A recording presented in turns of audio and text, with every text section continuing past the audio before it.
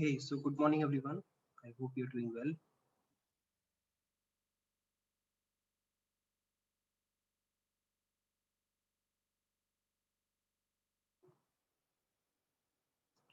Morning.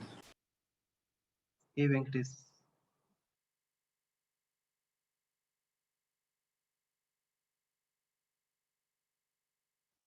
Okay, so let's get started. Thanks.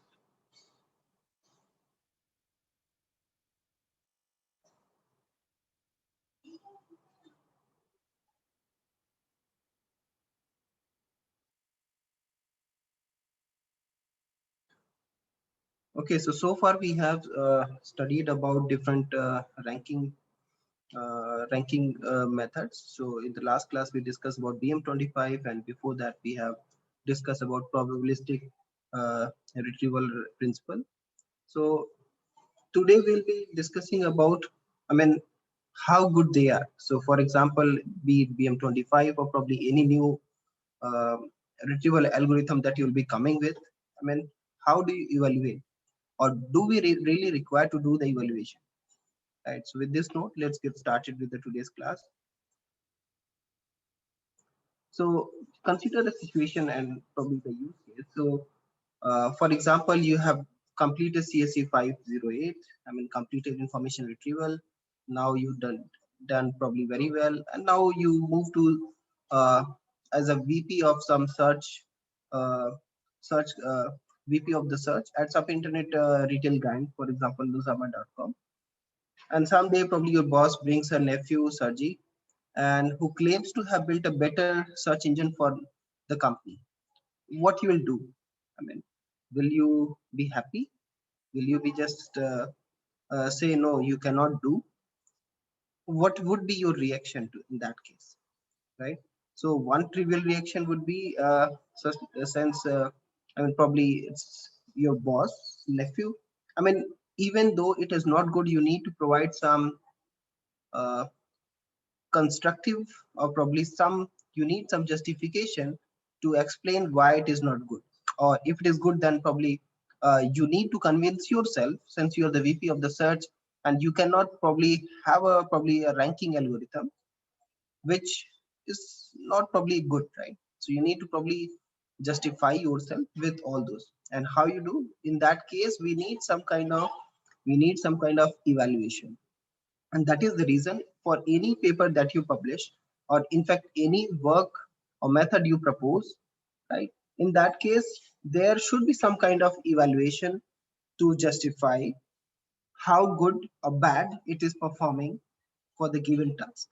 So it is not only related with information retrieval, but be it any kind of problem that you deal with. So even though, I mean, you are building some human centered or probably interactive system, or be it like even the any system that you're building for computer networks, or be it any kind of system.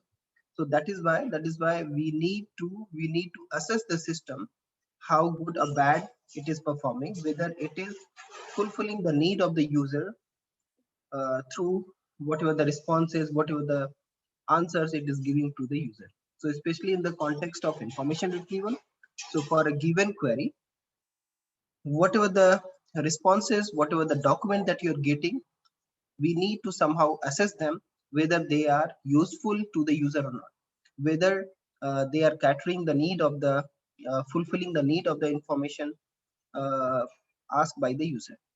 So this is something you need to keep that in mind. So for example, in this case, as a VP, what you can do, so you can probably either just log and send him to probably your rivals. Okay, so it's more like sarcastic in a sense. You think, I mean, he cannot do, right? In that case, probably you'll say, okay, so go probably work for Google or someone else. Another possibility could be, I mean, uh, you can say, okay, no, so probably you're not well qualified, probably you need to go to and take the Stanford classes on information retrieval, and then probably come back. But these are some based on your assumption only, or perception, right, which is not good. You need some justification even to explain to your boss, right, why it is good or bad. So one simplest thing could be, how about you just try some new queries on the proposed engine, and see whether they are good or bad. If they're good, I mean, you'll say not bad. I mean, it's going well. If not, then probably accordingly, you can probably give some comments. So in order to you're going to probably check how the search system is working for Sergi. You may need to ask few questions, right, which are part of any information retrieval based system that we have studied. So first part is how fast does it index, like number of documents per hour or so. This you can and given that I mean these are the such big search companies. I mean they keep getting additional products added over uh, over the system, and it could be probably the number of document as well if you're dealing with probably web pages. So in a way, we need, are they supporting incremental indexing? So given that millions and billions of products or probably the items are there uh, with the company, I mean you cannot index everything whole, I mean again, right? In that case you need some kind of incremental indexing.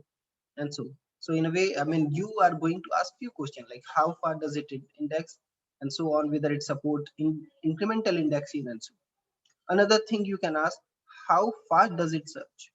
So for example, earlier earlier uh, earlier retrieval system that you have, earlier retrieval method that you have, that get a results for a given query in say just a fraction of seconds, for example just 0.5 seconds, right? If your proposed system, I mean probably it takes 5 seconds in order to retrieve the result. So in a way, I mean that is also one of the metric, because here we are essentially looking for the what are the different metric. On that you can assess the system whether it's good or bad.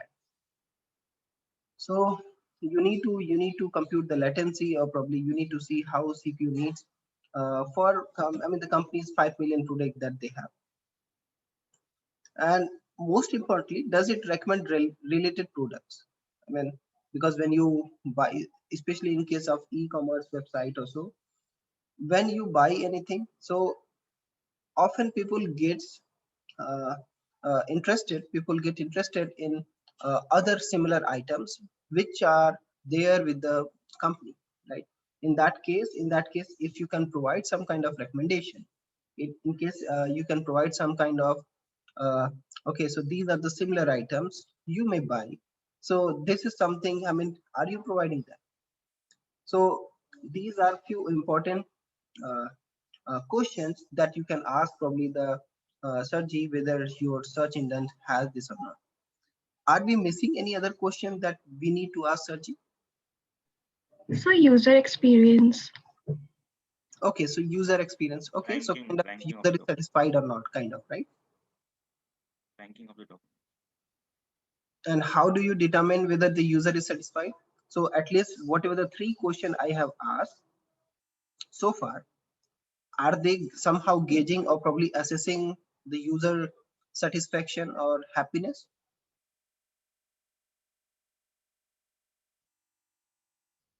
Or should we need to ask something else as well? Anyone?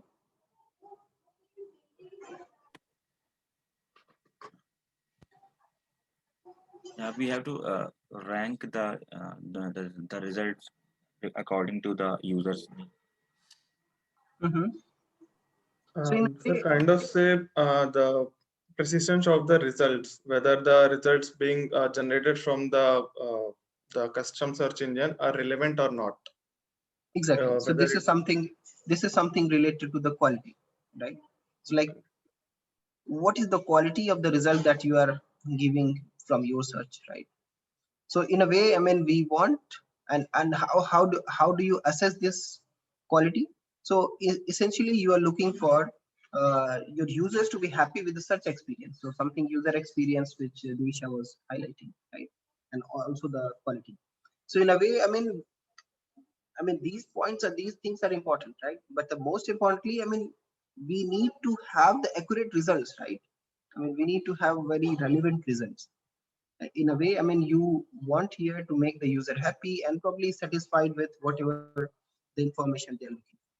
And how do you evaluate this happiness? How do you measure this happiness? Any guess? how easy it is to measure the happiness of the user or user experience? To analyze that whether what the user wants is in the first top queries or not, how Very much nice. relevant the result is. So basically, we want to see like whether the search result products relevant to the user or not. How do you assess at at this scale? Given that, I mean, you have probably millions of products there. For that, what are the things you need to do? And also, like, But if you maybe we could consider, assess it by whether, say, whether the user is being satisfied or maybe done with his query with on the first page or not, or he is hovering on to second, third, fourth, some ending pages also. It means he is not getting satisfied results or data. right. So So in a way, I mean, in that case, you're probably referring to this. So user search gets probably clicked or out. So the person keep clicking because he's not getting the information, and probably that's why he's switching, creating a sequence from one page to another, and so on. Right. Another metric could be so user buy after search engine, right? Because after searching, probably he buys only if whatever he was looking for, he got it, right? So it depends on like whether the user spend probably a lot of money after using the search engine and buy the items. Another thing could be, I mean, if the user is visiting again. So for example, do the user leave soon after searching? I mean, is could it be some indicator if they're coming back within a week or probably a day or so? Are they satisfied with that? Because often it is very subjective that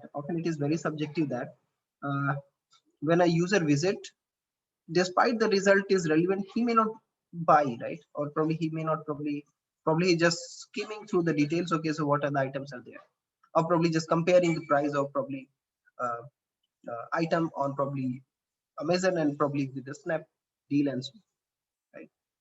So in a way, I mean, if you see, this is very difficult to measure or probably find out if the users are happy, right?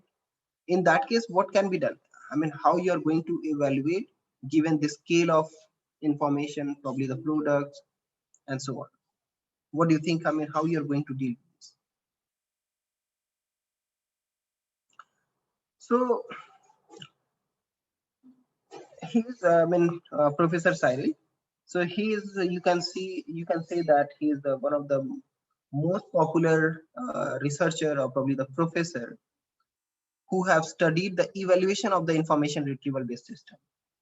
So what he said, happiness is very elusive to measure, right? It's very difficult to measure. So in that case, and I believe you recall the previous lecture and others, when it is probably difficult to compute something, what you do? You do some kind of approximation, or probably you do some kind of uh, how you can basically get something similar results, which are probably give some indication, so are probably related with what you're looking for. So in this case, the most common proxy could be the relevance of the search result. Whatever the search result that you're getting, I mean, you need to basically see whether they are good, relevant to the information need or not. If they are relevant to the information need, in that case probably the user may be happy. But the question is, how do you measure relevance in that case? So one issue that we have discussed in the previous slide is that given the scale of, I mean, so many products and probably the so many queries, how do you basically compute this? I mean, do you know priorly for this given query these are all the relevant documents or probably all the relevant products? So in that case, we need some kind of we need to do some kind of benchmarking, because probably you don't know for all possible queries, you don't know for all possible uh, documents that you have. So you need to do some kind of benchmarking. So kind of you need to create some kind of golden data set. So golden data set is something, I mean, you can think of where you are going to evaluate your system And what are the, so in that case, you need to do some kind of benchmarking of the document collection, like what all the document collection we are going to retrieve and probably consider. You also need to do benchmarking of what are the suite of queries, what are the queries you are going to consider as part of your evaluation. And most importantly, you need to do some assessment of either the whatever the documents you have are relevant or non-relevant to the each query or not, and that you need to do for each query in all document, because until you don't have this ground truth information, you cannot assess it, right? So in that case, I mean, what we have to do, we are going to probably ask some person to annotate it or probably put label for this given query. These are the probably the documents which are relevant or not. Are you going to do that? Is it feasible? If not, then what we should do? Anyone? Probably we can go one by one. So a benchmark document collection. What do you think? I mean, while benchmarking this document collection, what are the document we should consider? Should we consider all, probably whatever the 5 million, 10 million documents, or probably the product that you have in the system? Or can you probably have some subset of it for evaluation? Anyone?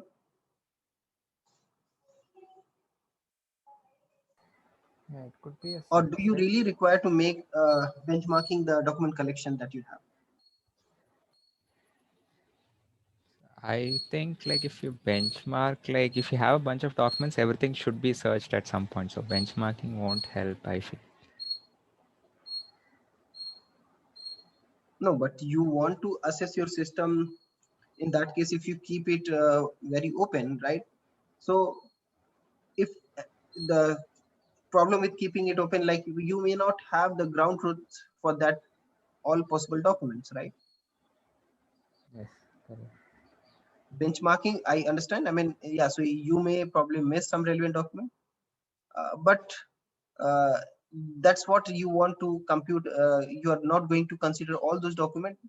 Whatever the search algorithm that you are going to run is only on this given data set that you are considering in the benchmark collection. I mean, does it make sense, Tarun? Yes, that's true. So then in that case, we might want to pair up queries and a set of documents and like have some ground truths prepared. Exactly. That should be.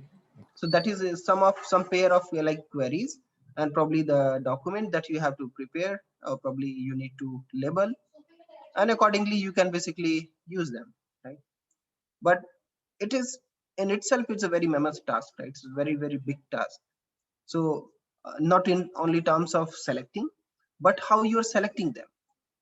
For example, probably like what could be the issues in benchmarking the set of queries? I mean, what all queries you need to consider? So it What should are be all diversified, or there's a chance the model is just like overfitting to one category of documents, and right? we won't be able to like benchmark for different types. So if a So different kind of query comes in, it might fail miserably. exactly. So in a way, I mean, you need to have the diversity in the set of queries that you have. What is the next thing you need to consider?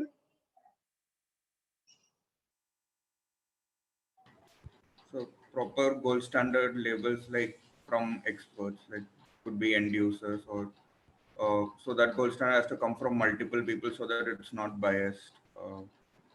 Okay, To very, one, very fair, very, very fair point. Any other thing you can think of? Anyone? Are you going to have these queries from the real user, or probably just from some experts? Or probably some from anyone? Or are you going to simulate these queries by just taking some terms from different document that you have?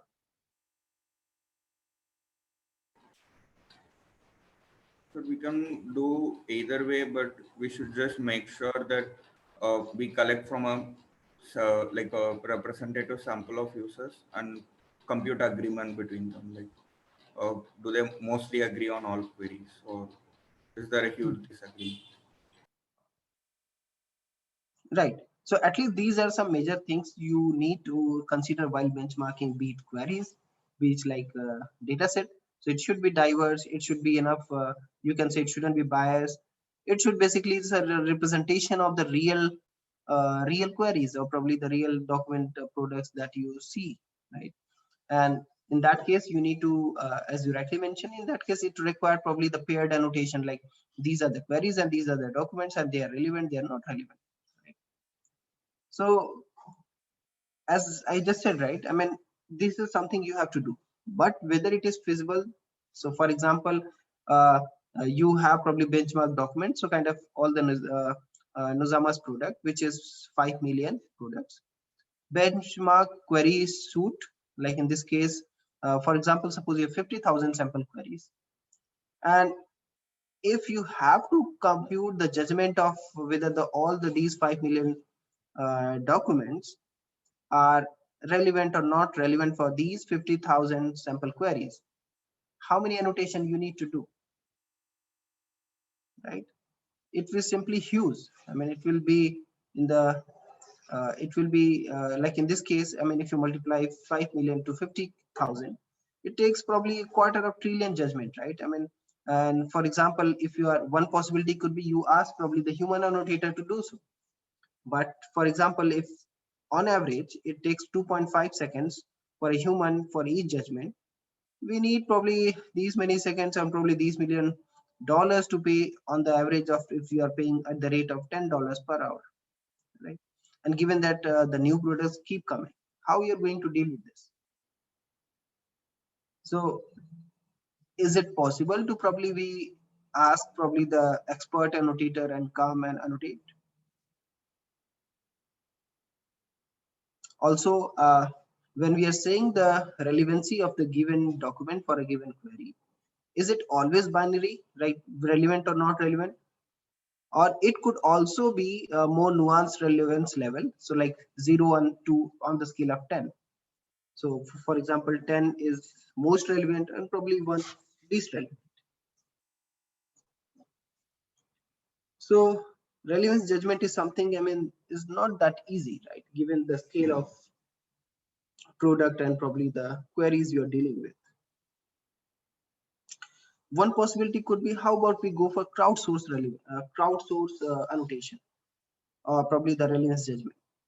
Any crowdsourcing platform are you aware of, where probably you can post your task and ask user to probably do the annotations for you? So for example, give probably a set of question, give a set of probably the documents, and ask them to rate them. Okay, so for this given query, this document is relevant or not, or if it is relevant, then at what scale they are relevant. Are you aware of any such crowdsourcing platform where you can get the annotation done? Mechanical Turk. Amazon Mechanical Turk, right? So AMT is one of the very popular platform where basically you can post your task and get your annotation. So usually, I mean, these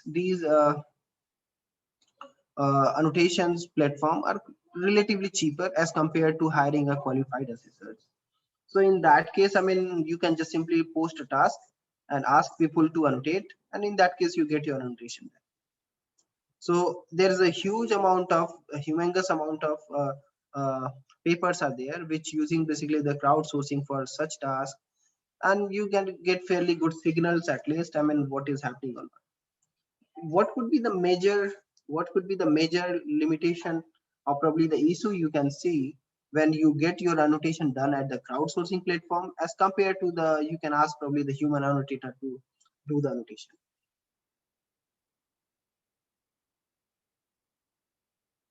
Anyone?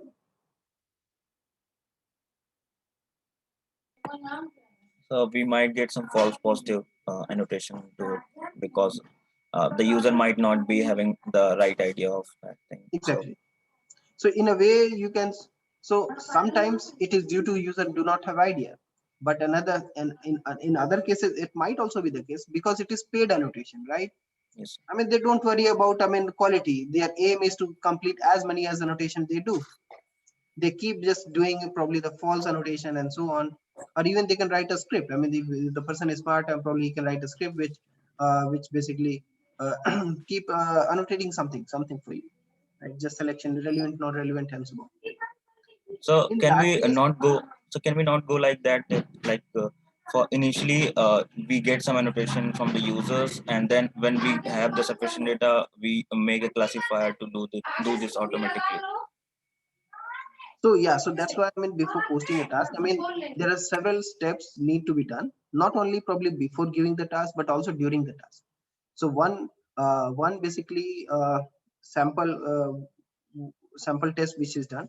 So what you do, you give some demo task or probably the sample task, or you can say the dummy annotation to the whatever the user who is interested, and you only allow those user to probably participate in annotation who probably does it correctly. So in a way, I mean, at least you get rid of some people who are probably just doing false annotation. But it might be the case the persons, they are smart, right? The people are smart, they know, I mean, during the annotation what will happen. During the annotation, at least during the before starting the actual annotation, they were very sincere, and after that they just everything start doing randomly. In that case, how you're going to control such annotation? What are the things you can do in order to control the quality of your annotation? Sir, So we could like build a mechanism in the system, like if we are building a UI, such that we can have these checks. We can also try to track like how much time was spent on annotating each sample, or so some metrics. But that would be assuming that in that crowdsource platform we can deploy our UI or whatever. Okay. we can also provide some overlapping tasks, like we give some tasks to different, I mean, similar tasks to different users, and let's see that what they are annotating, and take So is the it, maximum result. I agree with you. I think it's a very good suggestion. So that's why probably you need to keep some overlap and see whether how the different people are annotating. So for example, you give the same task to the two different person. One person annotated probably option A, I mean the relevant, and other probably say not relevant. In that case, which one you are going to consider? So we need to increase the number of users, so that, I mean, most of we have to take the maximum. Like if we are Okay. having like 10 user, then if six or seven users are saying that it is relevant, then we have to take that. Mhm. But in that case, it will incur additional cost, right? So given that the whole purpose that you had, you want to reduce the cost and probably also get the uh, as many as annotator immediately. I mean, this probably may not be served well, right? So how about uh, based on whatever the annotation the person is doing, can we uh, check the probably the annotation quality just looking at his annotation? Can we do something like that? So how about we repeat the question, and probably in that case now the options are probably order at least change. Do you think, I mean, that may add some value, or probably somehow uh, can do something? So it would be the same as like we are giving a query to different user, and if we are repeating the same thing, then yeah, so he have to think about it. So it will cost, I think, the same. It But yeah, will. it will increase the relevancy, but I mean the results. But I think the number of queries taken by the person will be same. Yeah, so here basically you're solving the problem of consistency, because if someone is doing randomly, right? So for the same question, if you just change the order, I mean, most likely he is going to not read the question and just randomly select, and this will be different, right? So here, I mean, when you repeat the same thing, same question, and probably with some different wording or probably different option, uh, this is something called the annotation consistency check. So whether the annotator or probably the user is consistent in annotation or, right? The earlier thing that you have mentioned, so where you give the when you give the probably the same annotation to two different people, that is something called inter annotation agreement or inter annotation thing that you want to complete. Because in this case, I mean, you are the same user annotating the same. Because if you give the same thing to others, I mean, in that case, the users are different and they probably uh, annotate probably differently. In that case, you have additional task of you need to know who is good, who is better annotator. In that case, probably you consider his annotation or her annotation as compared to the person who is not doing that.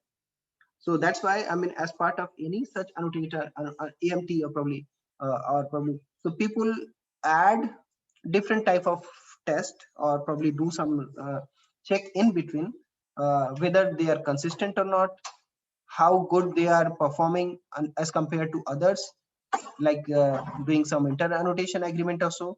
So for example, based on some thing, you find that probably a person like Tharun is very good annotator. And when I compared his annotation with probably whatever the common annotation I've given to say Divisha, and she is not probably up to the mark. In that case, you can take a call. Okay, so you are not going to consider the annotation of probably the person who did not done well. Right? So because whole in data science, right? In data science is based on very simple concept, GIGU, garbage in, garbage out. So if you have a model which probably don't have correct annotation or label, your model is not going to work well. I mean, in fact, you may have impression it is working well, but in fact it is not, right? So that is why it is very, very important to have an accurate whatever the benchmarking that you're doing, whatever the valid relevance judgment or probably annotation that you're doing, that should be very, very accurate. And you need to do all kind of control check whether the annotator is consistent, whether the inter annotation agreement is high or not. So are you aware of any inter annotation coefficient, inter annotation agreement coefficient? Have you used any?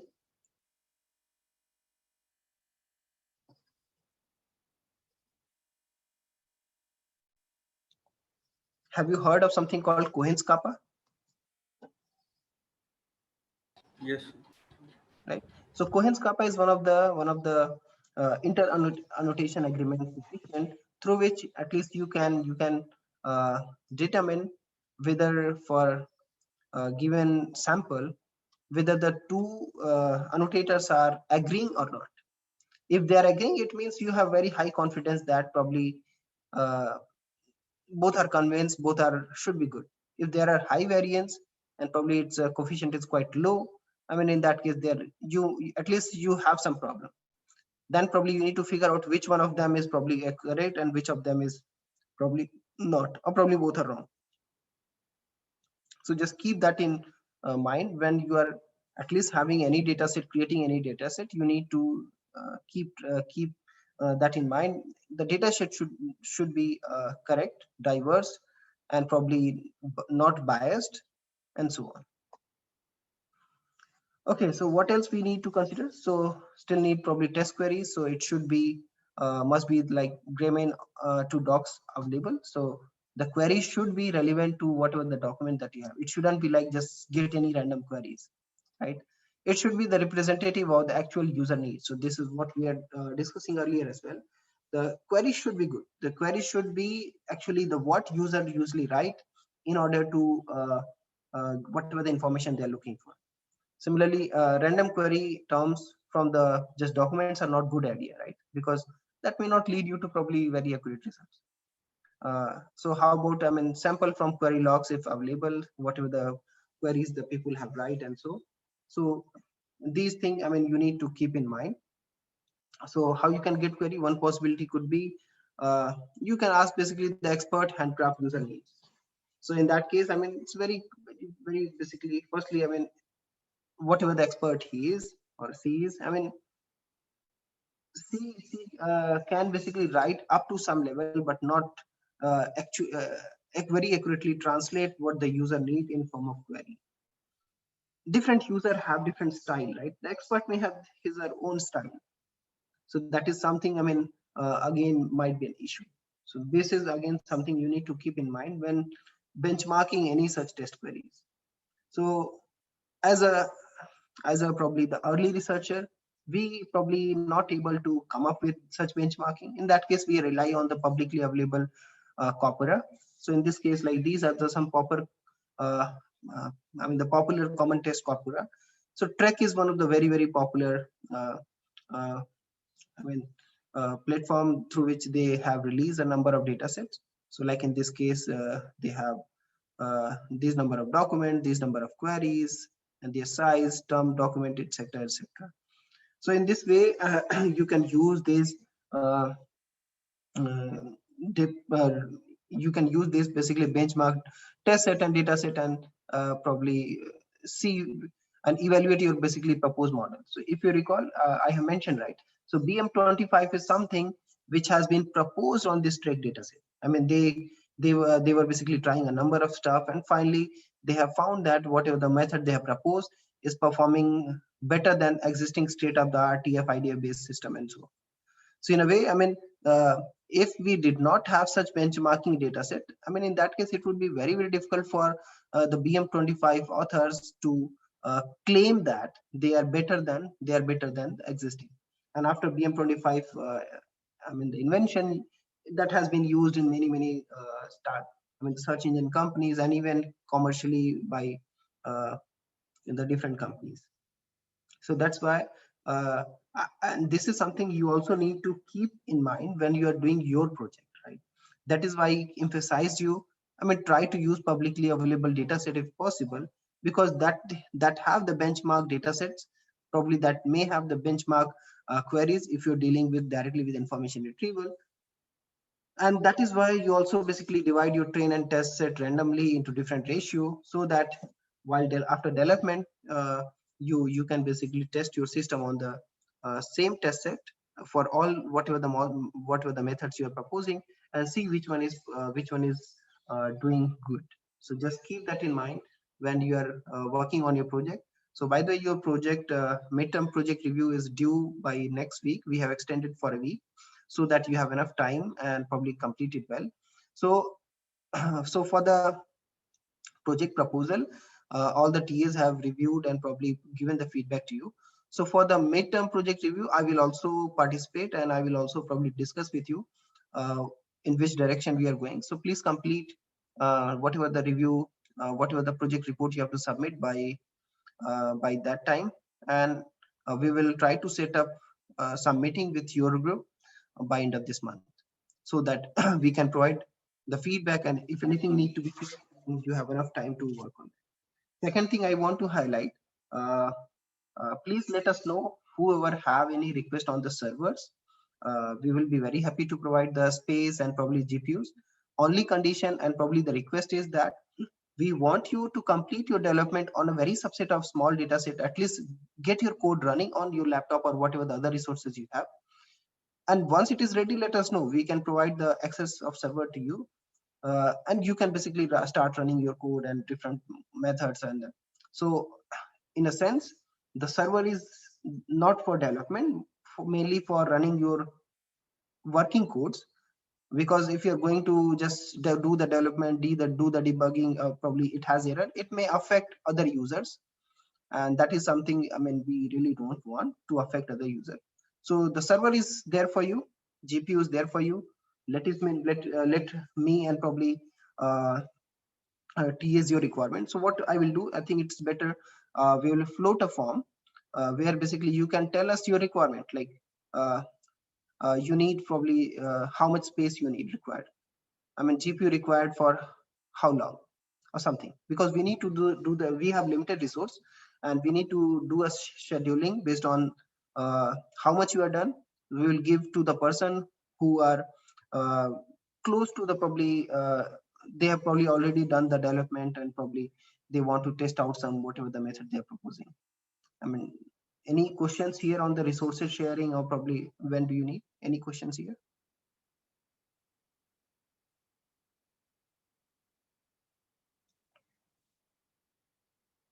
Okay, so I believe everyone is fine. So just to repeat, yeah, so we are here for you. I mean, we are happy to give you resources. Just try to complete at least the basic part, make the code running, and so it should not have probably the errors. because we don't really want you to just take the code from GitHub and run on the server, which we don't want you to.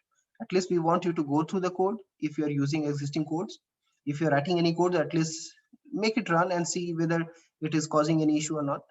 Once it is working, I mean, you are most welcome to run the code on the server.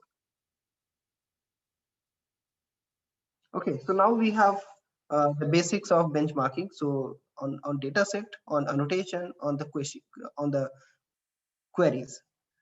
The next thing is how you're going to basically use some evaluation measure or probably evaluation metric to see how good they are doing. So these are the popular evaluation metric which has been used in case of information retrieval based system: precision, recall, and discounted cumulative gain. So we'll be discussing this. So evaluation of any IR system. So please note that the user need is always get translated into a query, because user need is something kind of vague, right? And you need to convert into some kind of structured format, like in terms of some tokens or query, so that you can use that query to determine whatever the relevant document is.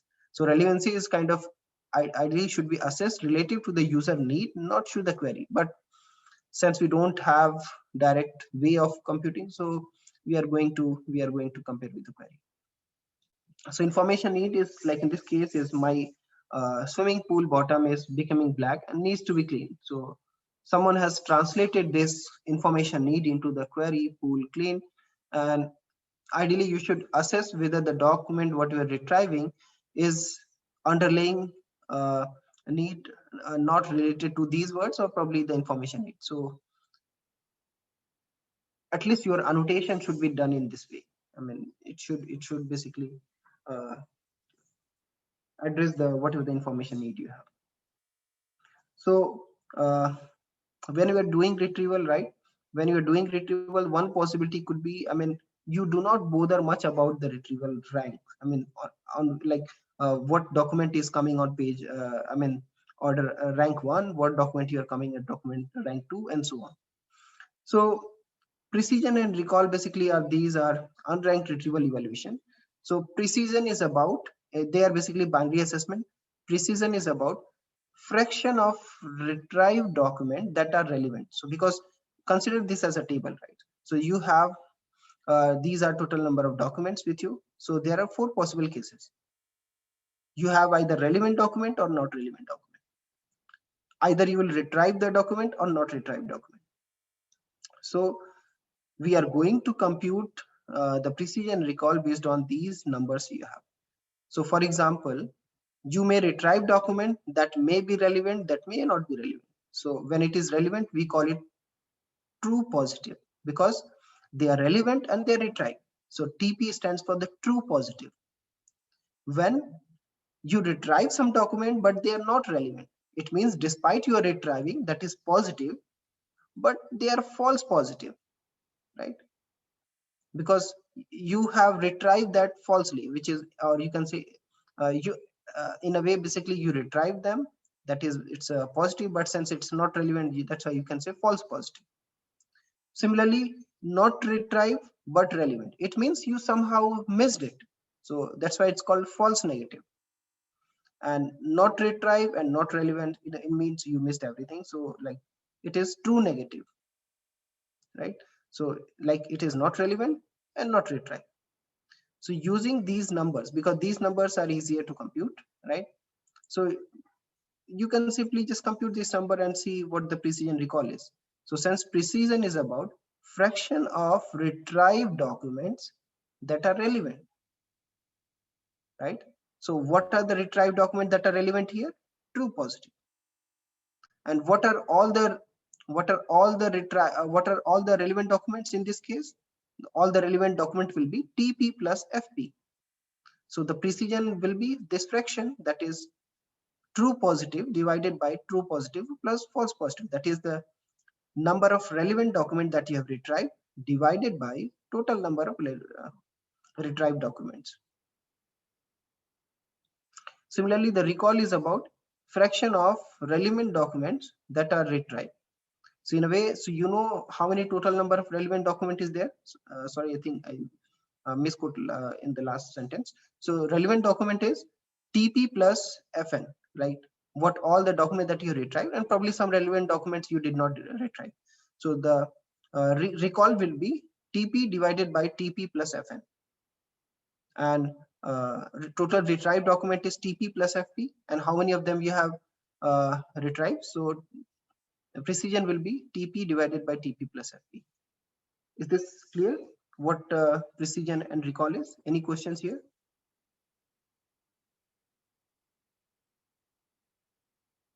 Okay, so I hope it's cool, it's clear to you. Let's see some example. I think that will be even better. So we'll show you some example how you compute precision and recall. So one variation of precision recall is that, I mean, when you say the let's get all the relevant documents, let's get all the non-relevant document that is there. So in order to compute precision and recall, so often do you know all retrieved document that you have, all the relevant document that you have? So that's why people, and often I mean, whenever you get some result, the list is quite big, right? I mean, probably 1 pages, 50 pages, 100 pages. So how you can limit that? So that's why people come up with, how about compute precision at K? That is, you are only going to consider the top K results. And similarly, once you have the precision at K, you can compute a mean average precision and mean reciprocal rank. So I will show with example how they can do. So in this case, I mean, we are mainly considering with the binary relevance, whether they are relevant or not. How about when you have the annotations where it's not just binary relevance, it is basically, okay, so some documents are, say, relevant 5 out on the scale of 10, some are probably 7 out of 10, and so on. In that case, especially when you are interested in ranked retrieval or rank based evaluation, non-normalized discounted cumulative gain is one of the most popular metric which people use.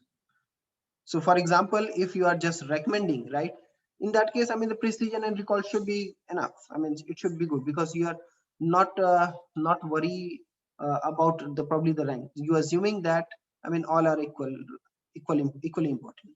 But if you want to see some ranked recommendation, okay, so probably the first one is most important, second one is probably slightly less, and so on. In that case, in order to evaluate such system, the normalized NDCG basically is the one of the most popular evaluation metric you need to consider. So since many of you will be using some evaluation metric, just see which one is suitable in your case, whether it's like NDCG or just precision recall, MAP, and so on. So based on type of problem you're working, use a evaluation metric accordingly. So let's compute how you can compute precision at K. So we can set a threshold of K. So that is, we are only going to consider the K retrieved result that we have.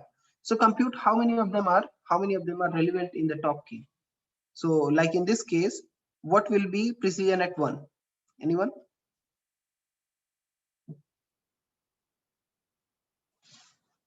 If we have to compute precision at 1 here, what will be the number? 1. 1. Okay, very nice. How about precision at 3?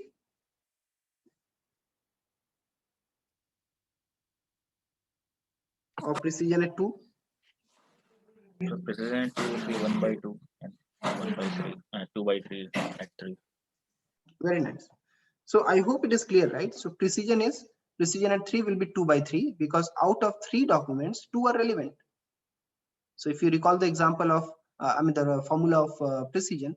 So how many relevant documents are retrieved in the given number of document?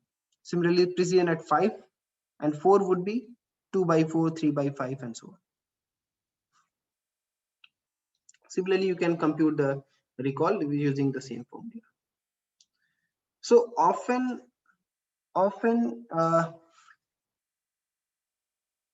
basically people see if the precision is too high, will the recall will be too high or it will be too less?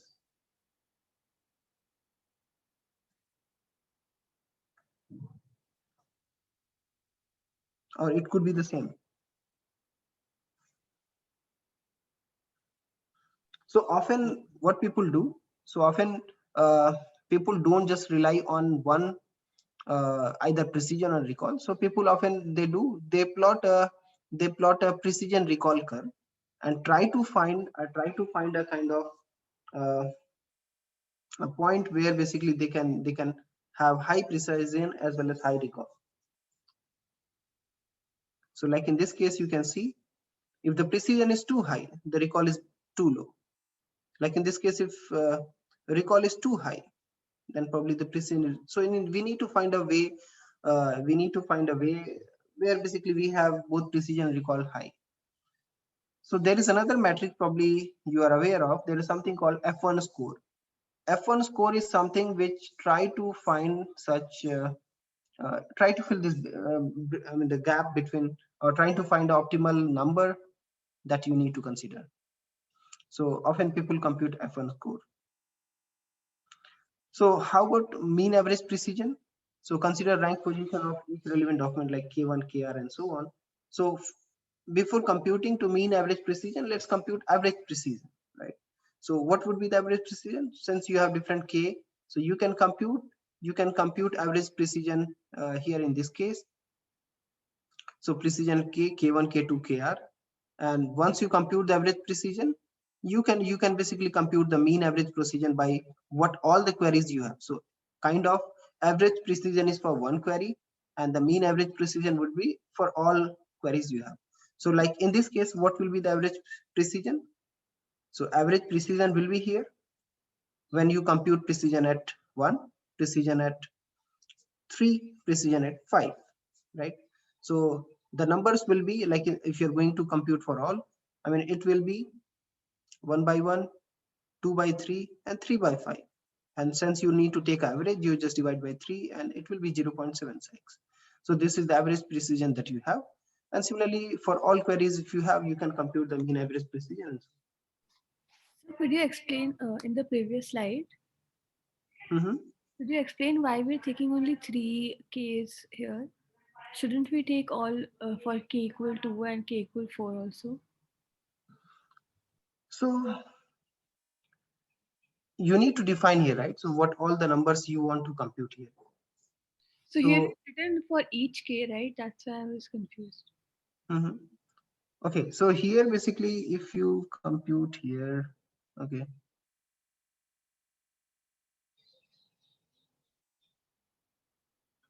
Okay, anyone want to answer this?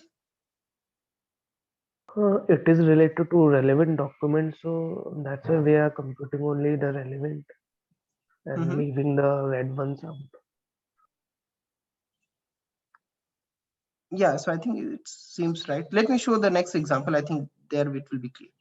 So for example, in this case, you have all the list of these 6 relevant documents. So using the ranking algorithm 1, so you get this ranking.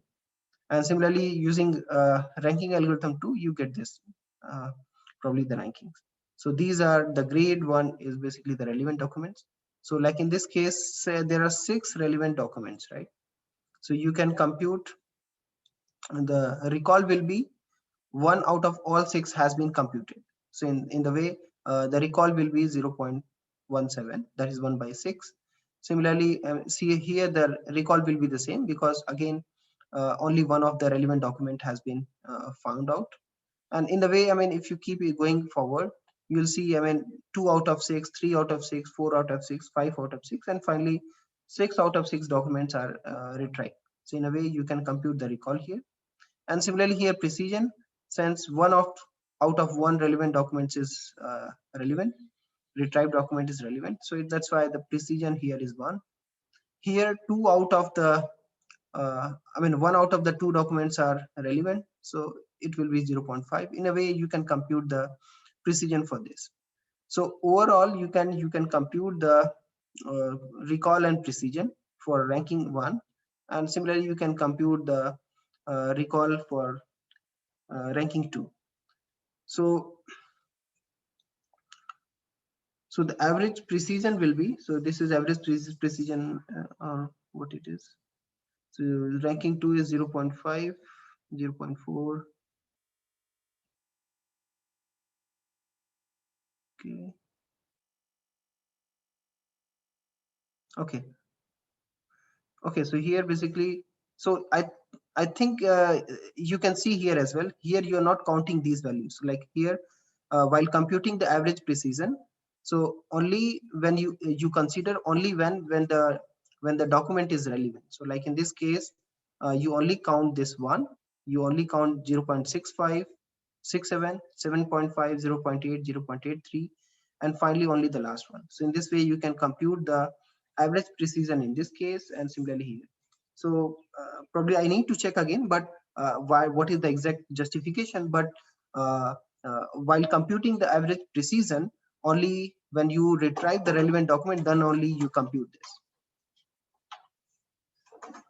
Okay. Okay, so it is mentioned here, right? So consider rank position of each relevant doc. So like K1, K2, KR. So in this case, relevant doc is at 1, at 3, and at 5. So this is how the mean average precision is defined. So you need to consider the rank position of only the relevant document. And that's why only the 1, 3rd, and 5th is considered. And similarly here, only the probably these 6 positions are considered and divided by 6. Does this make sense now? Yes, yes, got it. Okay, thanks. So once you compute the average precision, then what do you think will be the mean average precision here?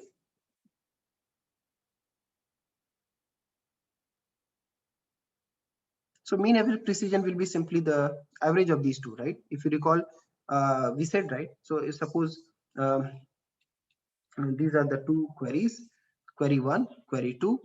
In that case, you have, for this query, you have this ranking. For query 2, you have this ranking. So in that case, you can compute the mean average precision by computing these, averaging these two average queries. So that is this and that, and coming to be this number. So mean average precision basically, if a relevant document never gets retrieved, we assume that the precision corresponding to the relevant document to be 0. And MAP basically is a macro averaging. So each query counts equally. So that is why you just compute the normal. It doesn't matter which query is important or not. So you simply just give them equal weightage and compute the average. And which is very popular metric. So people, despite it is giving equal weightage to different query, it's basically the most commonly used in all the research papers, and that's why you can also follow that and use it. But do you think it's good for web search? Because in the web search, I believe you are more important, the most interested in the first document should be most relevant, and probably the subsequent document may be less relevant, right? So here comes the ranking, and that's why the NDCG, non-discounted cumulative gain evaluation metric, should be used. So in that case, you need to go beyond the binary relevance, where you have the relevancy judgment for each document for a given query on the scale of something, right? So for example, in this case, these two are the fair, these two are good, and probably the subsequent are average, and probably if you go to the next page, it will be say not good. How do you consider this in case of information retrieval in your case? So that's how the discounted cumulative gain come into the picture. It is one of the very popular measure for evaluating web search and related tasks. It is based on two assumptions. Highly relevant documents are more useful than marginally relevant documents. And the second one is the lower rank position of a relevant document is less useful for the user, since it is less likely to be examined. So this is, I believe, two assumptions are making sense as well. So we need to, ideally, at the top, we need to have the result which are most relevant, and accordingly, if you go down, the relevancy will go down. And how you do you model this? The model is like this. So typical discount, in a way, if you're going down, so the top one is basically accumulating gain, but if you go down, it's basically reducing or discounting. That's why it's called discounted cumulative gain. And the typical discount is 1 by log of rank. So for example, with the base of 2, if you're considering log base 2, if it is coming at rank 4, that is log 4 base 2 will be 2. That is, it is discounted by the whatever the cumulative gain that you are getting is discounted by half. Similarly, if you go to rank 8, I mean, this will be discounted by 1/3. When do you, what do you think? I mean, the what do you think will be the when you can get the highest possible cumulative gain? Any guess?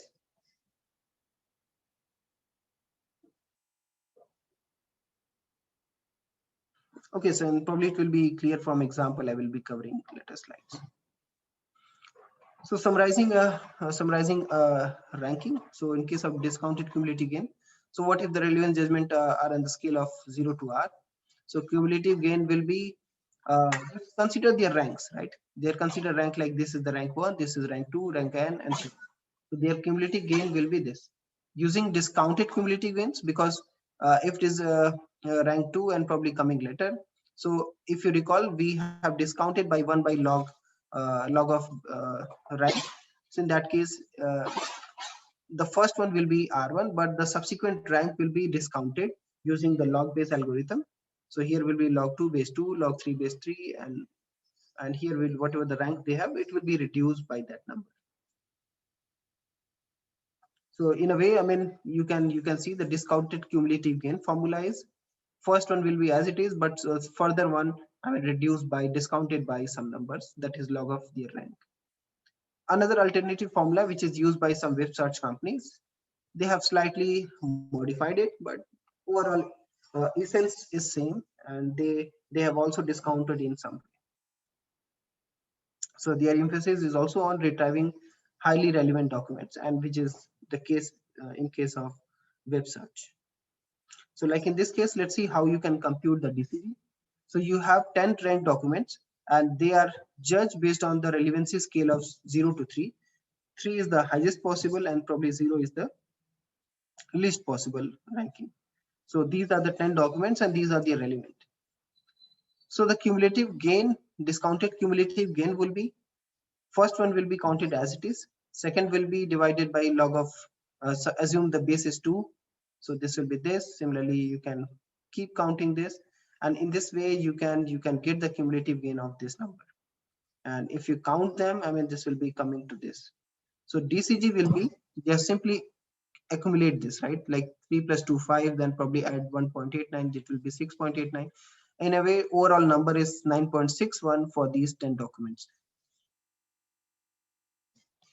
So often these numbers are not, often these numbers you can see can be go very high. So what could be the possibility in order to interpret them well? What you need to do? So one possibility could be you can basically normalize them. So that's how the normalized discounted cumulative gain come into the pictures. NDCG is one of the very popular evaluation metric which is used for the web search. And how you can compute that?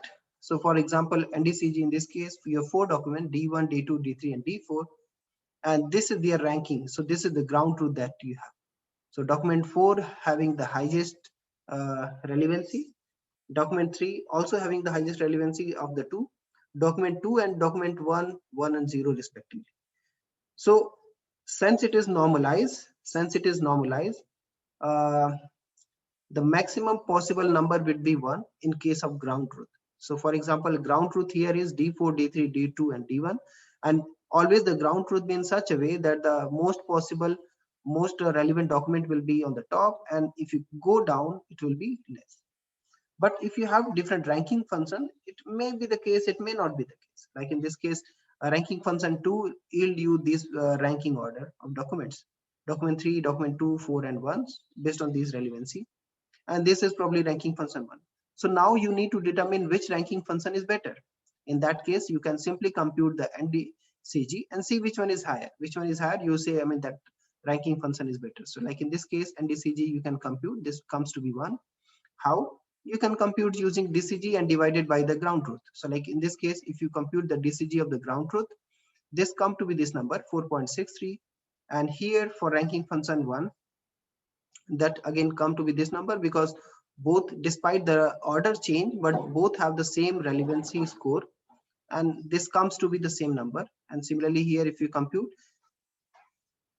since here the ranking of D4 is higher as compared to D2, but your ranking function basically moved it down. So ideally this will impose some penalty. So in this case, if you see here, so in this way, if you compute this number, so DCG will be 6.4.2 in this case.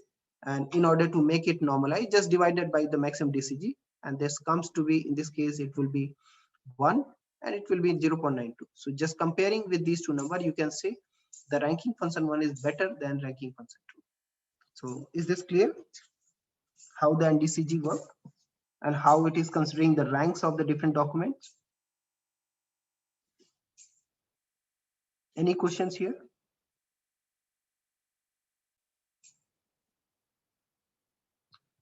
Okay, if not, then that's it for today. And I hope it is clear to you. So this is very important lecture, both in terms of examination, both in terms of project, because you also need to, if you see, I mean, in the project guideline, a good number of marks has been given for the evaluation.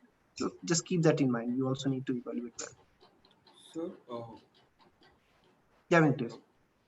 sir, I just had one doubt. Like, why do we have only like 3 components when we compute DCG? We should also consider document one. Like, like, uh, is what does the first two indicate, or 2 plus? Which one? This one? Yes. First two is the first. I mean, in fact, here you all 4 documents are considered, right? So if you recall formula. So relevance 1 is considered as it is. Okay. Yes. So here, like relevance is as it is, 2 is added, and then rest 3 is the for the rest of the documents. That's why it's 0 here, because the relevance is 0. Yes. Understood. Okay, great. Okay, then thanks everyone who will be presenting today. In that case, please tell your name. Yes, sir. Hello. Shubham Bansal. Okay, so Shubham, I made you co-host. Please share your screen and please finish your presentation in less than 10 minutes. Who is the next group? So, our group is like member's name is Kapil Bhargav and Purudeva Pawar. Okay, so Kapil, I made you co-host. You can go next. After that, it's us, sir. Yaman would be presenting. Okay, I made Yaman as a co-host. So please try to wrap up your presentation in less than 10 minutes, ideally 7 to 8 minutes, so that we can finish in time. Thanks. Sure, sir. Should I share my screen? Yeah, please do so. Thanks. Sir, is it visible? Yeah, please go ahead. Okay. Good morning, everyone. My name is Shubham Bansali, and I am one of the members of group number 24. Today, our topic for the presentation is products prediction of chemical reaction. So let's understand what does the title mean actually. So one of the biggest disaster that has happened was the Bhopal gas tragedy, which was a gas leak incident on the night of 2nd December 1984. And around 30 tons of methyl isocyanate gas that was used in the production of the 7 pesticide was leaked. And according to a survey of India Today, the disaster took the lives of over 15,000 people. And over 500,000 people were exposed to methyl isocyanate gas on that single night only. And the site Union Carbide pesticide plant is still toxic till this day. This disaster is one of the examples that how chemical reactions can be hazardous to us. Now, I would like to call my teammate Kunal to explain further challenges. Hello. Yes, Kunal, go ahead. Okay.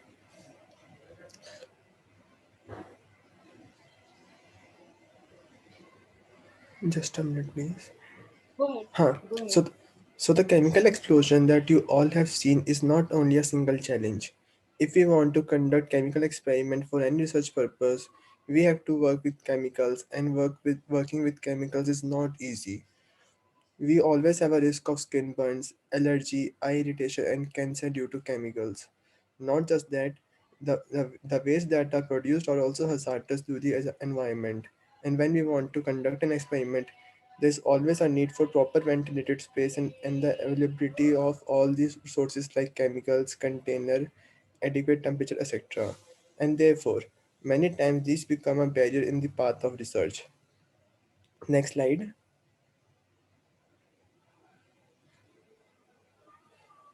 Yeah, so after studying the problems carefully, we reach to this problem statement.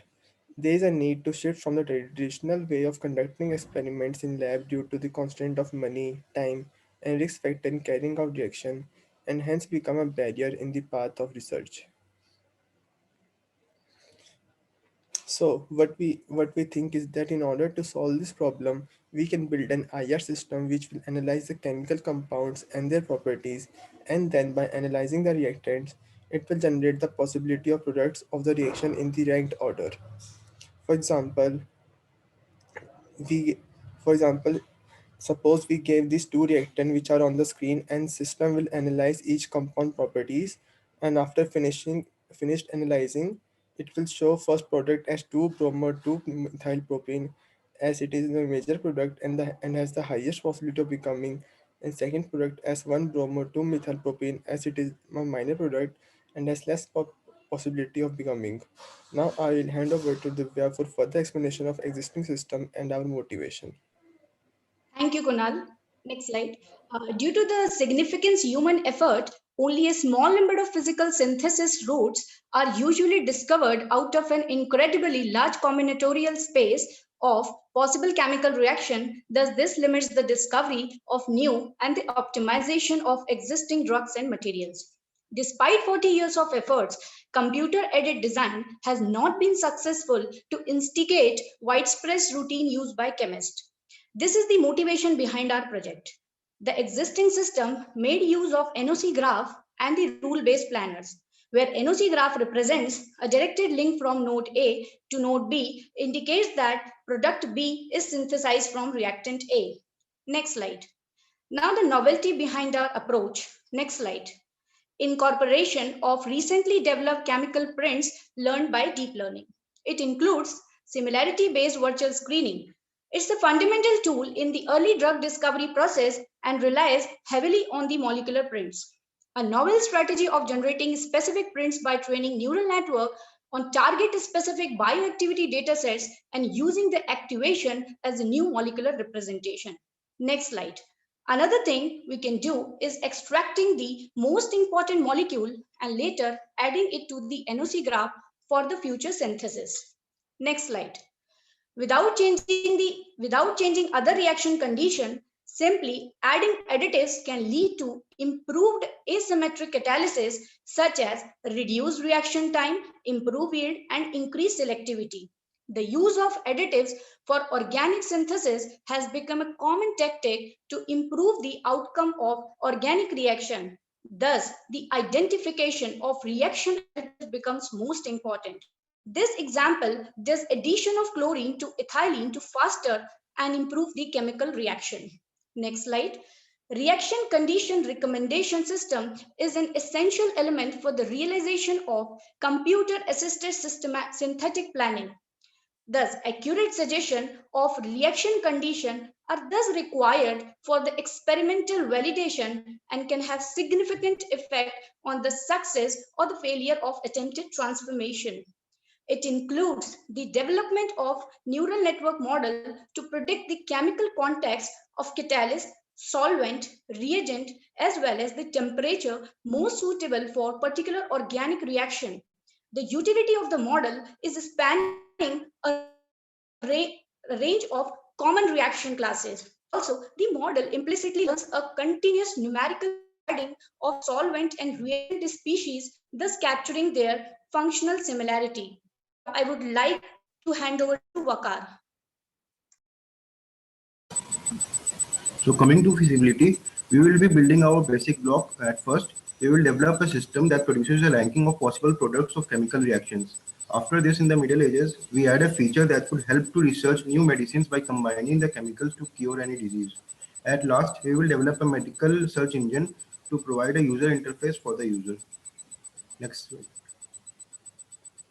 These are the references, and thank you. Any questions? Okay, so any questions from audience?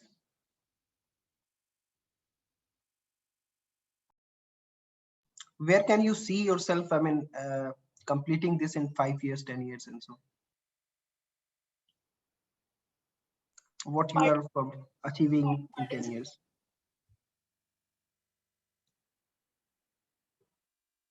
Hello. Yes, sir. Pardon, sir. Can you repeat your question? Yeah, I'm saying, I mean, what is the feasibility of you are achieving this in 5 years, 10 years, or 2 years time? Sir, in for long term, like for 5 to 10 years, we are looking to design a graph database that could identify the heaviest reactants and products and identification of the molecules which does major participation in chemical reaction, identification of such kind of chemical reactions which can help the chemist, I guess, which is one of the biggest challenge which is nowadays. Okay, so in the interest of time, I think others group, second group, please share your screen. And meanwhile, any other questions from the group? Anyone? How you're planning to evaluate this, by the way? I mean, given that we have just learned some of the evaluation metric today, which one of them you think could be useful?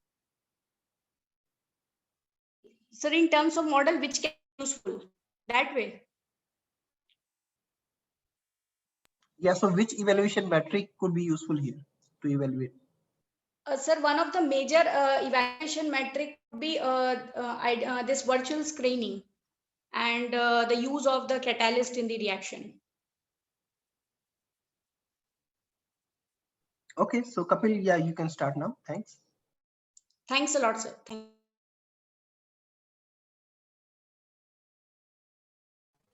Hello. Sir, is the screen visible?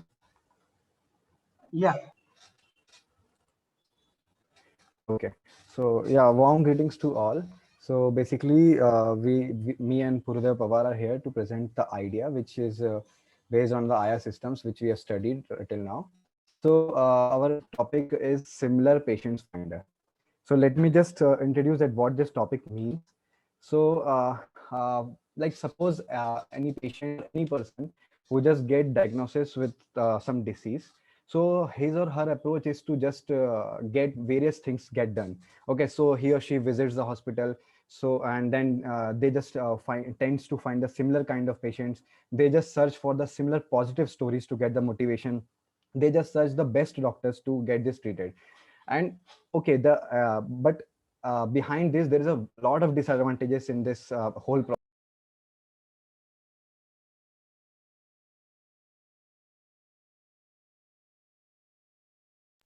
Hello. Kapil, your screen is not visible. So Kapil, are you still here? Hello. Yeah, Kapil, your screen is not visible. Please share.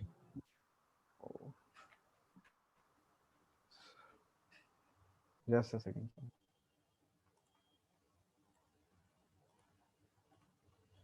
Is it visible? Hello.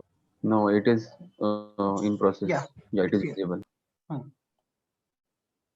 So I was just explaining that the problem statement that any person like the person who get diagnosis with any disease, so they just do these things. So they just go to visit the hospitals and they just tend to find a similar type of patients who is suffering from their similar disease, and they just do every possible thing because it's about the like serious health issues. So we found out that there is a serious issue which can be like rectified by using the IR systems and by the current technologies. So yeah, this is the problem statement that we have found out, and later on we will discuss that what are the existing solutions that are currently available for the patients, for the users, and what are the areas in which they are lacking, and what our proposed solution is. So yeah, so as I did discuss that what is a problem statement. So now Purudeva will just before that I have to just explain that there are following factors that are usually faced by the patients, as I've discussed that because sometimes a patient is suffering from serious disease, so they don't have the courage in sharing their sufferings with the people, so they just hold it with themselves or with very close friends or very close members. So because there is a social dilemma and the society dilemma, so lack of courage is there, and finding a suitable doctor that fits for him or her, not the best doctor, but the doctor that fits for him or her, and finding a similar patients and finding the similar positive motivational stories to survive against that disease. So there are like, these are the few things that are usually faced by the patients, and we are just trying to avoid or just solve these problems of the state of the patients. So our idea just concentrates not only searching the best rated doctors, because what we have seen in the current scenario, that you can easily search and find the best rated and the best popular doctors, but it is not obvious that they are best for you also. So that's the idea behind our project, our idea, that we are just trying to have the doctor that is best fit for you, not the best doctor. So yeah, the existing solution will be explained by Purdeva. Yes, thank you. Hello, everyone. So in at present moment, the existing solution is like the patient, our target user. They simply book their appointment with the concerned doctor. Now it completely depends on the patient, the target user, to the doctor to whom he or she wants to approach. Now the patient might approach the doctor depending on various factors or various aspects. So depending on those preferences, particular patient approaching a doctor. Now that doctor might be in his local district, local state, or at any corner of India. So next slide, please.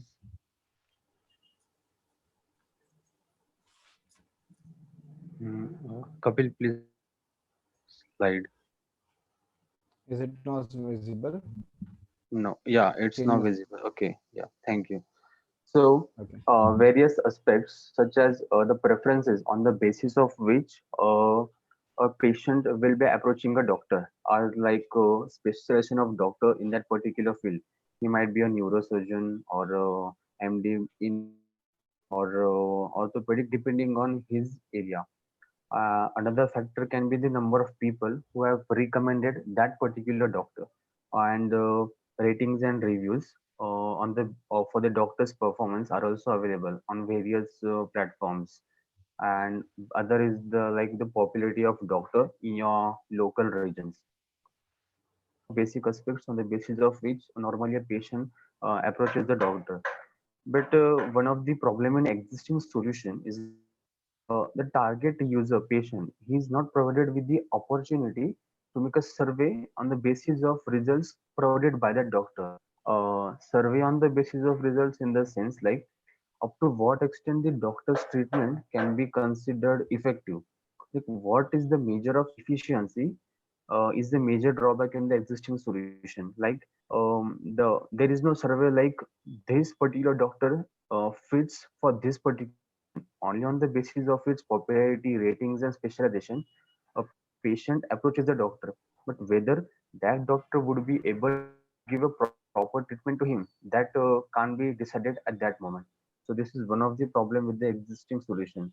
So patients directly approach the doctor solely based on their popularity, recommendations from others, but it doesn't guarantee whether the doctor would be able to provide proper targeted medications for the patient. For example, there are two doctors. Both of them have their MDs in heart, but one doctor gives treatment for 5 years, but the results are not achieved. But at the same place, another doctor gives medications for 1 year, and the considerable results are achieved. So in this case, the efficiency measure of doctor plays a major role, and the targeted user is not able to evaluate it properly directly on the basis of existing solution. So yeah, these are the existing solution and its problem. So please you can take it forward. So you will be knowing now that what are the limitations of existing solution. So because if in a general, in a nutshell, if I just say that there is a 135 plus million population in a country, and suppose a 1% get diagnosis with cancer, for example, so that person is having multiple paths to go with, and there is a high chance of probability that he or she like may lead to a irrelevant or a wrong path that will actually cause the complications in her diseases, and at the last because we have searched various surveys that there is a very less probability that the patient will target the correct path for the treatment, and eventually their complications get bigger and the things get worse. So what we are what we are trying to have, that we just trying to map that person to those 100 or 150 or 200 people that are actually that have suffered that disease and are currently living the healthy life. So we are just trying to cut those large number of people and just trying to focus to connect that user or person to those 100 people only. And if in that 100, if 50 people are there that have successfully survived that disease and today they are happy in their life, so that motivation can be given to the current user. And also the correct path will be given, the correct doctors will be given, and also not this approach will not focus on the popular doctors, because here we are not our focus or our stakeholders are not the doctors. We are just focusing on the similar patients, and based on the similar patients track record, we will just consider the doctors, that who are those hidden gems, or who are those hidden doctors that have done this magic. So our target is that we are doing the reverse thing. So yeah, so in this solution we are proposing this thing. So our IR system will just search for the similar kind of patients. So we are just providing multiple functionalities that like the track record, the record of the history or the medication history will be recorded, and how the IR system will work, how the patients will be tracked, how the privacy will be maintained. Because if I'm just giving this 100 similar patients, and it's a matter of privacy because health and issues are there, so not everybody wants to share their information. So we will be keeping the track of privacy also. So there is some mutual consent between that who are the sharing the information, everything. So the crux is that we are just trying to have the similar kind of mapping for the persons, so that they can go to the relevant path and have the treatment done in the best possible way. Yeah. So after this is just how the app or the platform will work. After the query, the system will obtain the results containing the most case similar patients, as I've told that, and that patients may have who have survived the disease and now leading the healthy life, as I've told this now. And also to protect the privacy of the user, the current user cannot directly extract or get the information of the other patients. Rather than they have to establish a connection with a simple procedure to ensure the authenticity, because the privacy is also a major concern since nowadays. Yeah. So these are the differences that causes our platform different from what they are existing. And you can say so we are not disclosing the patient's disease until the patient find the similar patients. Basically, not everybody wants to disclose their disease or something. So we will just provide them the flexibility, and the platform provides monetarily saving.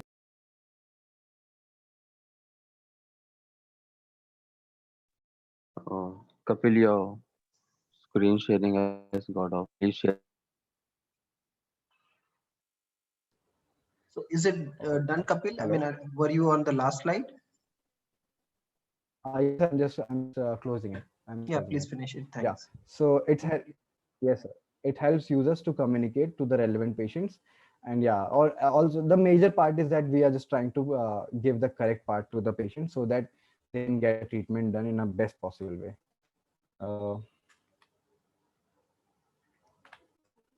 Yeah, that's it. I think the slides are not changing. After that, only challenges are there. That what are the challenges? So only the two types of challenges that we think or thought of. That first of all, that the user engagement is quite tedious in this. But how we will get the users engaged in our platform. And secondly, the data collection part is quite difficult. But these are manageable changes, and we have thought of how to deal with that. Yeah, I think we are done. Yes, sir. Thank you. Any questions? So interesting idea, Kapil and team. Any questions from others? Thank you. Okay, so in the interest of time, I think let's go for the last presentation. So Yaman, please share your screen. Thanks. I hope the screen is visible. Yeah, thanks. Okay, I'll start. Hey guys, can you guys hear me well? Yes. Yeah, okay. Good morning, guys. So today we would be talking about the making of a social companion, an intelligent social companion, or what's called a social robot. Yaman, next slide, please. So what is a social robot? It's essentially a robot which can be present in a social setting, and to summarize it, it's a robot which can pass the ultimate Turing test, where if a human is interacting with a robot, it should feel like that he is interacting with another human. So at a more technical level, these need to be autonomous robots who are physical agents, but can behave just like humans using artificial intelligence, can understand the environment around them, and based on them, they can leverage the context of the environment, the context of the conversation to take actions or have a conversation with the interacting subsets. Next slide, please. So why do we need social robots? We have seen a resurgence in AI, and that has led to a lot of AI systems which interact with us. A great example is Siri or Google Assistant on your phones. But a lot of these AI assistants right now are very command based. You give them a command and they are very good at understanding your command, which is a great use case of AI, but there is a larger set of use cases which needs to be more understandable of the context and the conversation. They need to hold a conversation. For example, can we replace receptionists all around the world with robots? You cannot have a generic chatbot there which would just look at the command. Based on the situation, they need to understand and behave in that way. So for a receptionist in a hospital needs to behave based on if the patient is in an emergency situation versus is it a normal case. People panic in different ways, and they need to have different ways of talking to them in different ways. And that's where the need of a social robot comes in, because there are some tasks which need to have a personalized experience to be good. Next slide, please. So what are the existing systems? You see some of the pictures of existing system here. So you see different approaches people have taken in this slide. Some are very human looking, but they may have other problems. Some have decided to make robots which can do facial expressions, but are not actually human looking. And some are kind of an ensemble of these two. Next slide, please. So what's the problem with these existing systems? Next slide. At a larger level, these there are multiple problems with different systems, but they can be summarized into either they are not very intuitive to interact with. So either they get delayed response and they would give you rule-based response. So they would behave in a certain way in a certain situation, or in a similar way with everyone. And that is not really true, because when humans are interacting, your behavior changes based on the other person context and the context of the situation. Your tone changes, the way you use your gestures changes, your facial expression changes. Current systems don't do that. Current systems are also very heavily dependent on English, which doesn't suit a large majority of this world. So there needs to be multilingual there. And then there is a case of appearance that a lot of them don't look like humans, which make them unfit for many tasks which we intend to do with them. Next, I would like Vidit to talk about some of the solutions. Yeah, so hi guys. So the solution that we are proposing is the social bot Arista, and we have decided upon a few of these features that we feel are problematic in the current or are not so well integrated altogether in the current systems. Our model uses we use the following technologies: speech to text, face detection and tracking, speech processing, the pose detection of a user, their expression and their emotional states to achieve the following tasks. Next slide, please. So the first task is actively provide feedback. Humans, while talking to each other, provide a lot of feedback to each other in the form of verbal cues, like short responses, and visual cues like head nods or eyebrow movements, just to show that they are engaged in the conversation and understanding to what the other person is saying. Now, interacting with robots, since it's a very new field, it is very important to model this or mimic this behavior so that the person that is interacting with the robot is able to have a sense that the robot is understanding that what they are saying, and basically continue with the conversation. So uh, we use the visual, acoustic, and linguistic information that a speaker or a human is emitting, basically, to model this behavior and make smart decisions about when to provide these feedbacks. Then the other thing is voice intonation and personality. Personality is basically defined as a set of behaviors or emotions that a person exhibits, and imparting that personality to a robot is very important, as it makes the conversation between the humans and robots more engaging. Now, inferring the context, as Hitkul said, is very important, and it must be a dynamic system so that each user is provided with some sense of personalization based on their emotional states, as well as their expressions, or what the overall context of the conversation is. So we propose to use information such as the body language and the emotional state of the speaker, as well as the content of the user speech, and their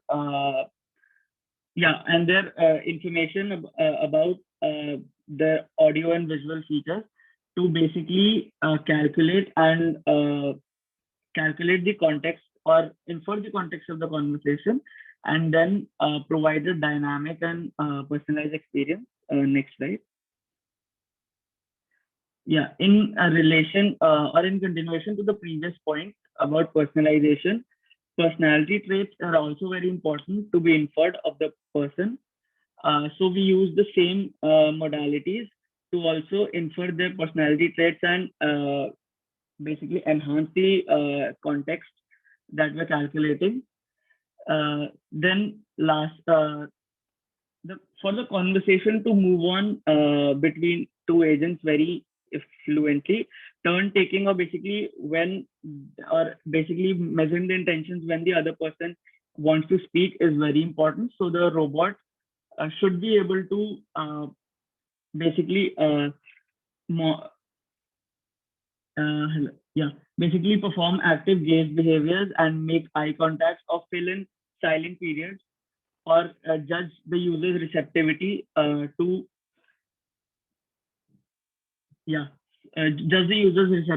to basically regular turn taking. And finally, the language barrier that we talked about is most systems work in English language, which is a very big barrier for reachability, especially in our Indian context. So we would like to our systems to work with more local languages like Hindi. Next slide. So some of the applications we think of these systems are in education, where we can develop personalized learning companions with the help, which can aid the teachers in the classroom setting, as children usually learn very well in when they receive personalized attention.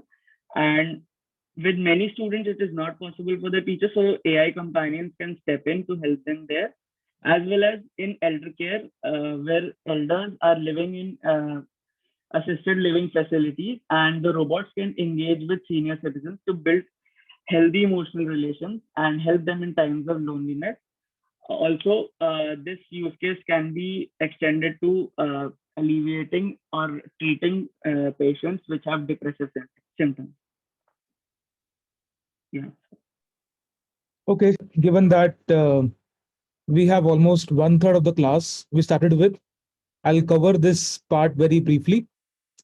So this is back channeling. Back channeling is basically whenever two people are conversing, something is expected from the other person who is not speaking. So one is the active speaker, the other is a listener. The listener is also supposed to be an active listener. So these are short vocal or visual signals which indicate that the person is actually paying attention and interest to the conversation. So as you can see, there are two pictures here.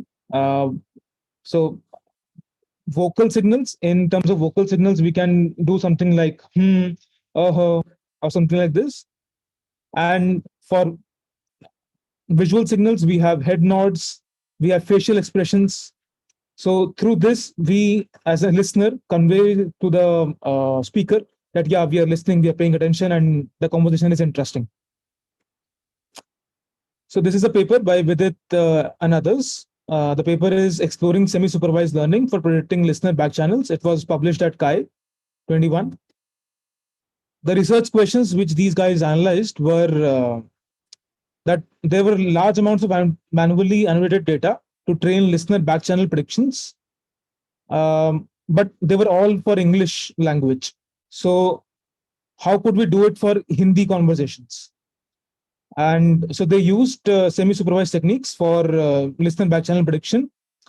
And the models only used 25% of the manual annotations and performed at par with any English systems. So they use multimodal Hindi-based Vyaktitva dataset. These guys annotated and made these dataset themselves.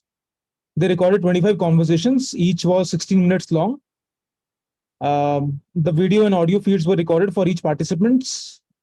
3 annotations were done. The visual nod, the head shake, mouth, so something like something like this. Then there were eyebrow movements and utterances. Features extracted were open face visual features and Pi audio based features. And so the system architecture is presented here. You will recognize many of these faces from, because all of them are IIIT Delhi students. Label data was collected. Model was trained for back channeling prediction, identification and prediction. Then it was for unlabeled data. Basically, this model was used to predict the labels.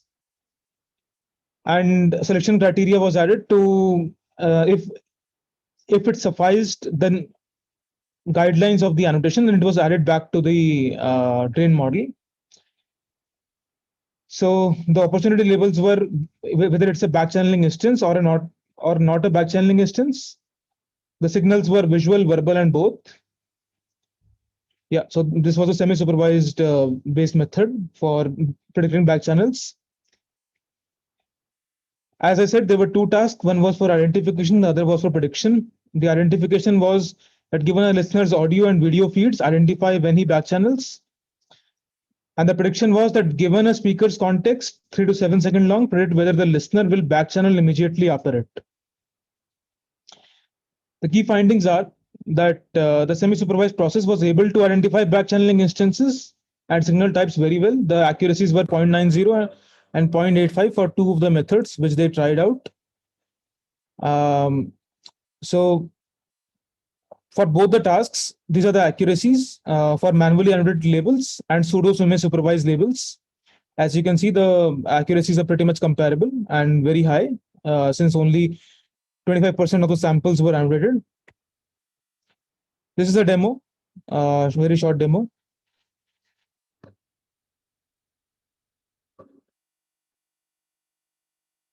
मैं एक बार गया था वहाँ पे, तो वहाँ पे हम ड्राइव करके गए थे. वो बहुत अच्छा एक्सपीरियंस रहा था. वहाँ पे आसपास काफी पहाड़ जैसे वो होते हैं. हमारी गाड़ी खराब हो गई थी, तो टाइम लगा था क्योंकि हमारा जो स्पेयर टायर था वही खराब हुआ था. पहले खराब हो चुका था, स्पेयर टायर भी खराब हो गया था. फिर बुलाना पड़ा था, तो उसमें टाइम लगा था. तो हम एक पहाड़ पे ऐसे चढ़ने चले गए थे. मेरे को काफी अच्छा लगा था, बिकॉज ऐसे कोई सोचता नहीं है कि किसी ऐसे रैंडम पहाड़ पे जो सड़क के साथ में वहाँ पे चढ़ने चलते हैं. बट वो काफी अच्छा एक्सपीरियंस था. राजस्थान भी काफी अच्छी जगह है. मेरे को जो पता है कि बट मगर दिल्ली में प्रदूषण का सिर्फ ये अकेला वो नहीं है. अच्छा. और काफी. Okay, so this is the visual back channel predictor. As you can see, it outputs several things like acha, ha. It also does visual nods, head movements, etc. So this is the final systems demo. Thank you. Any questions? So thank you. Any questions from audience? So I understand we are getting too late, but any questions? Hello? Anything? Yeah, Venkatesh, please. Yes. Sir, I just had like one query. there are like sort of like recently there has been some advancements in embodied learning where like they basically provide a stimulated environment and they have these agents like which try to interact with each other and they evolve over time. So would there be like any application here, I mean for the system as a whole, not just the back channeling part, where we can basically train these agents in simulation and then transfer that to maybe the actual bot? That's the question I wanted to ask. Like in long term, of course, embodied and grounded language learning are just picking up. So, I mean, in the long term, maybe 10, 15 years down the line. Yeah, probably grounding has many applications. So I can imagine grounding be used in this application as well. But I think the representations we are using are already grounded. So I'm not sure how to employ more such grounding. But if you have some ideas, we are free to discuss after this call. Yeah, sure. Thank you. Okay, so thank you everyone. Thank you for staying so late. But I hope you enjoyed all the three presentations. Very nice presentation, all of them. So thank you so much, everyone. Take care. Bye-bye.